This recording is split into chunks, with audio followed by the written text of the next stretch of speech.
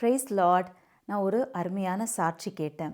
அதாவது ஒரு அம்மா வந்து 35 வருஷமா மனநிலை பாதிக்கப்பட்டு இருந்தாங்க. அவங்க வந்து என்ன பண்ணியிருக்காங்கன்னா, ஒரு இப்போ சென்னையில ஒரு ப்ரேயர் மீட் நடந்துட்டுருக்கு.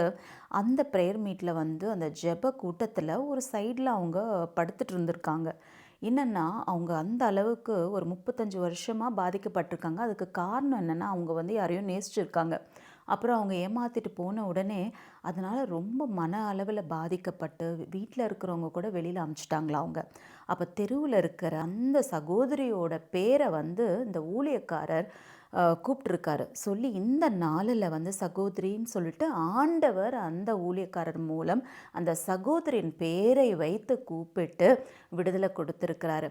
நம்ம ஆண்டவர் எவ்வளவு நல்ல ஆண்டவர்! ஏன்னா இந்த உலகத்துல எல்லாருமே வந்து பார்க்குற விதம் நம்ம எப்படி இருக்கோம், நம்ம என்ன படிக்கிறோம், நம்ம பேக்ரவுண்ட் என்னன்னு.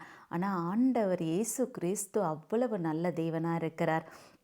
அவங்க மனநலத்தில் வந்து பாதிக்கப்பட்டிருந்தாலும், வேறு மதத்தை சார்ந்தவங்களா இருந்தாலும், அவருடைய அன்பு வந்து மாறவே மாறாது. அவர் எல்லாரையும் ஒரே மாதிரி நேசிக்கிற தேவனாக இருக்கிறார். அவங்க முகத்தில் அவ்வளோ ஒரு தெளிவு. இவங்களா மனநிலைமையில் பாதிக்கப்பட்டவங்கன்ற அளவுக்கு ஆச்சரியப்படத்தக்கதாக அந்த சகோதரி வந்து அடுத்த நாள் அந்த ஸ்டேஜில் ஏறி சாட்சி சொல்லும்போது ஆண்டவருடைய நாமம் மகிமைப்படுறது.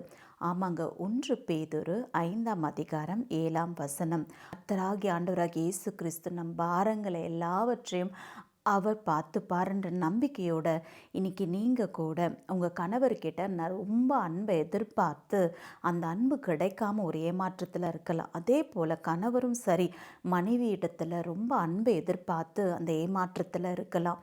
அதனால் நம்ம நேசிக்கிறோம், ஆனால் அந்த நேசம் நம்மளுக்கு கிடைக்க மாட்டேன்றது மன அளவில் பாதிக்கப்பட்டிருக்க நீங்கள் ஒன்று ஞாபகம் வச்சுக்கோங்க. ஆண்டவர் உங்களை நேசிக்கிறார். கூடிய மட்டும் எல்லாரோடு சமாதானமாக இருங்கன்னு ஆண்டவருடைய வார்த்தை சொல்லுது. உங்கள் இருதயத்தில் இருக்கிற பாரத்தை ஆண்டவர் இந்த நாளிலே எடுத்து போடுகிறார்.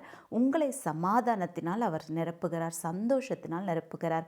கர்த்தர் உங்களை ஆசீர்வதிப்பார். அவர் உங்களை நேசிக்கிறார். அவர் உங்களை பார்த்து கொண்டிருக்கிறார். ஒரு நாள் உங்களை மறக்கிறது இல்லை.